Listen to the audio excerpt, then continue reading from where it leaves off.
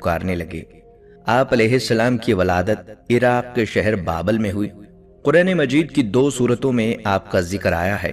سورہ مریم کی آیت نمبر 55 میں خدا نے آپ کو سچا نبی کہا ہے۔ سورۃ الانبیاء آیت نمبر 85 اور 86 میں حضرت اسماعیل علیہ السلام اور ذوالکفل علیہ السلام کے ساتھ آپ کو بھی صبر والا اور نیک بخت کہا گیا ہے۔ اور کتاب میں ادریس کو یاد کرو، بے شک وہ بہت سچا نبی تھا۔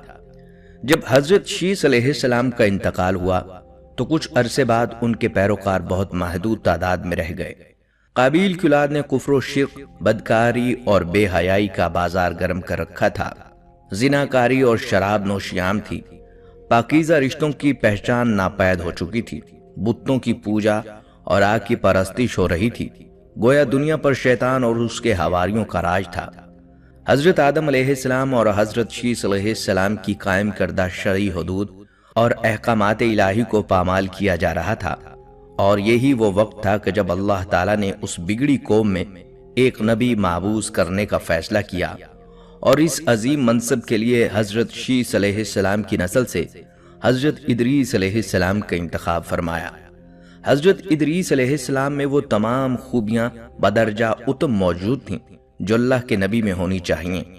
آپ علیہ السلام حضرت آدم علیہ السلام کے دین کے پیروکار، نہایت عبادت گزار، متقی، پرہیزگار اور انتہائی سچے انسان تھے۔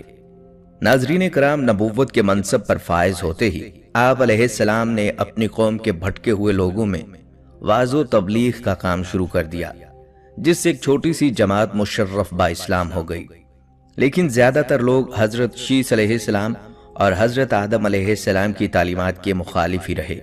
راہ ہدایت کا یہ درس اور نیکی کی باتیں ان لوگوں کو بہت ناگوار گزریں، چنانچہ وہ آپ علیہ السلام کے دشمن ہو گئے اور آپ علیہ السلام اور آپ کے پیروکاروں کو طرح طرح کی اذیتیں دینے لگے، یہاں تک کہ آپ علیہ السلام نے ان کی ایذا رسانیوں سے تنگ آ کر بابل سے ہجرت کا ارادہ کر لیا اور اپنے پیروکاروں کو اپنے اس فیصلے سے مطلع فرمایا۔ چونکہ بابل دریائے فرات اور دریائے دجلہ کے کنارے ایک سرسبز شاداب علاقہ تھا، لہٰذا لوگوں کے لیے اس علاقے سے ہجرت کرنا خاصا مشکل فیصلہ تھا، اور انہوں نے اس حوالے سے تحفظات کا اظہار بھی کیا۔ لیکن پھر حضرت ادریس کے سمجھانے پر وہ لوگ آپ علیہ السلام کے ساتھ ہجرت پر تیار ہو گئے۔ حضرت ادریس علیہ السلام اور ان کے پیروکاروں نے بابل سے مصر کا رخ کیا اور دریائے نیل کے کنارے آباد ہو گئے، جو بابل سے بھی زیادہ سرسبز اور شاداب علاقہ تھا۔ حضرت ادریس علیہ السلام نے یہاں کے لوگوں میں درس و تبلیغ کے